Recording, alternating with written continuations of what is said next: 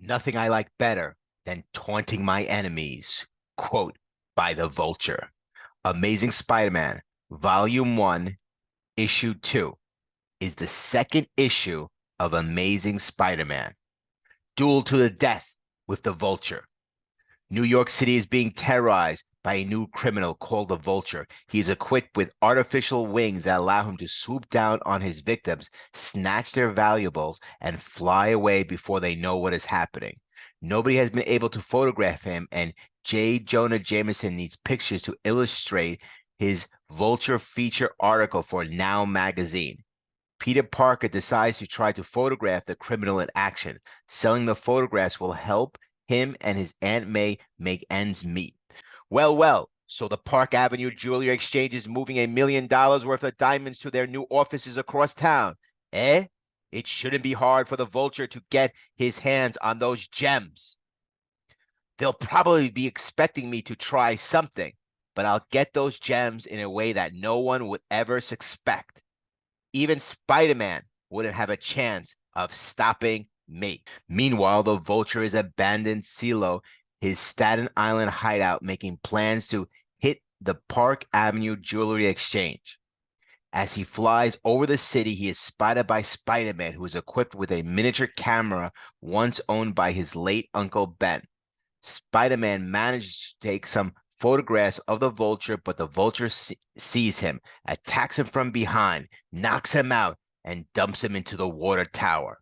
After breaking out of the water tower, Spider-Man heads home, where he adds some improvements to his devices and develops his photographs. Next day, Peter Parker arrives at J. Jonah Jameson's office with pictures of the Vulture.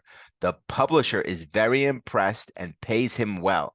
The next day, Peter heads for the Park Avenue Diamond Exchange, which the Vulture tauntingly announced to the public as the site of his next robbery. While everybody expects the Vulture to strike from above, he strikes from beneath a manhole cover, seizes a case of diamonds, and flees through the New York City sewer system.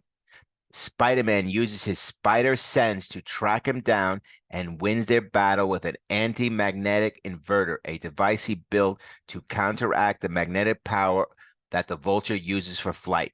The Vulture is left for the police, and Peter Parker has photographs of the Vulture's capture, which he sells to J. Jonah Jameson for a large sum of money.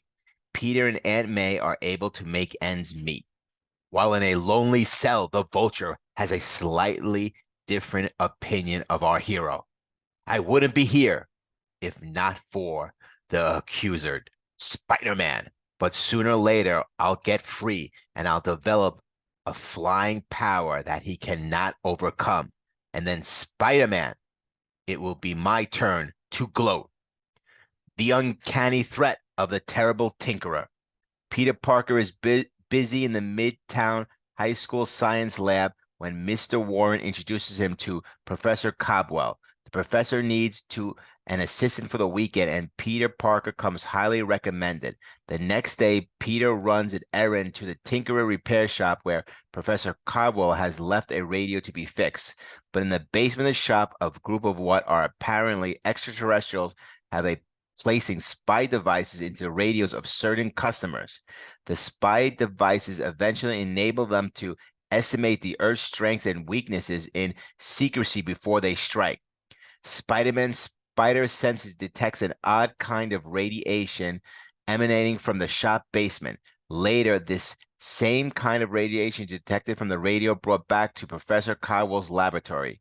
His curiosity aroused, Spider-Man returns to the Tinker's shop and sneaks into the basement, where he sees the aliens and the Tinkerer and deduces their plans. Unfortunately, he is spotted, and in his ensuing battle, he is stunned by one of the Tinkerer's electrical weapons. He is placed in a restro glass enclosure with the Tinkerer and his gang believe he cannot escape. They plan to kill him by withdrawing all the air from the enclosure. Spider-Man thwarts their plan by shooting web fluid out of the holes through which his air supply is being withdrawn. He hits the button on the control panel that opens his glass prison. A misdirected weapon starts a fire, and the Tinkerer and the aliens all flee. They appear to leave Earth in a large spacecraft, and then all that remains of the Tinkerer is a face mask in Peter's hands. And yet I was so sure. I know how the doc feels. If not for this mask I yanked off the Tinkerer at the last minute, I might not believe it myself. But I better never mention this to anyone.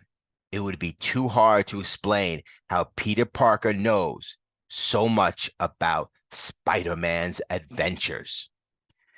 This is the first time the trademark Spider Sense is coined for the power that warns Peter of incoming danger. Strange, my spider sense picks up the odd electrical impulses must be coming from this testing equipment. Developments for Duel to the Death of the Vulture. The Vulture, Adrian Toomes, makes his first Earth 616 appearance. Spider-Man defeats the Vulture. The issue marks the first time Peter Parker sold pictures to the Daily Bugle after he took the pictures of the Vulture's defeat as Spider-Man. Duel to the Death with the Vulture.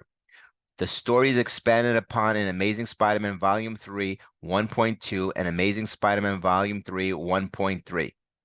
A number of deaths in the story are considered topical references per the sliding timescale of Earth 616.